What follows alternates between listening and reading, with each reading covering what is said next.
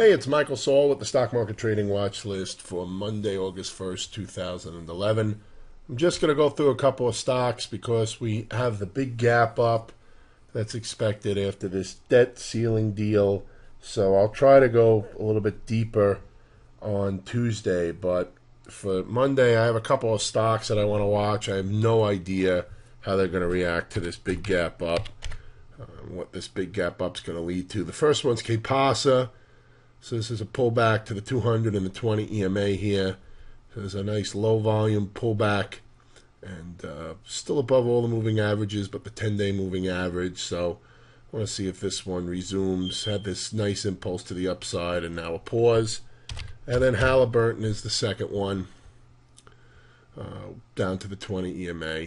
So watching that one to see if that continues its little uptrend here that we saw, and the bigger uptrend that has been going on since what is this, May? Nope, June of 2010. All right, so those are two stocks that I'm watching. Go through a couple usual suspects, but like I said, it's better to review them after Monday's passed.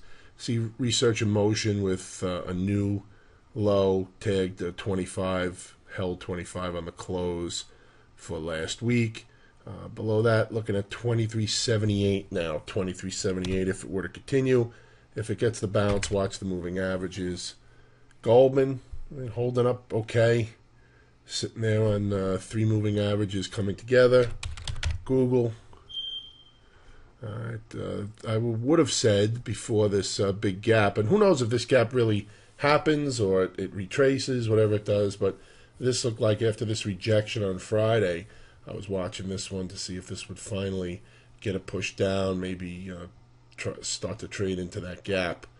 But right now I have to wait and see what the gap up on Monday does. But if Google doesn't act well, this would be one that I'd be watching for a potential short side for a trade.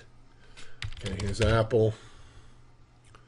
All right, Apple just barely started into the gap here again. All right, this big gap up here.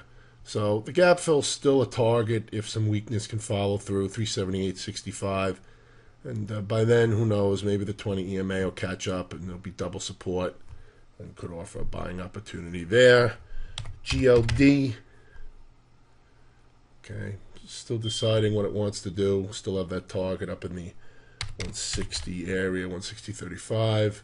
And SLV just chopping around sideways. Like I said, I'll do a deeper look video after Monday's day is behind us. Don't forget, this week we have the job numbers, so that could add some crosswinds to the market as well. Have a great trading day on Monday.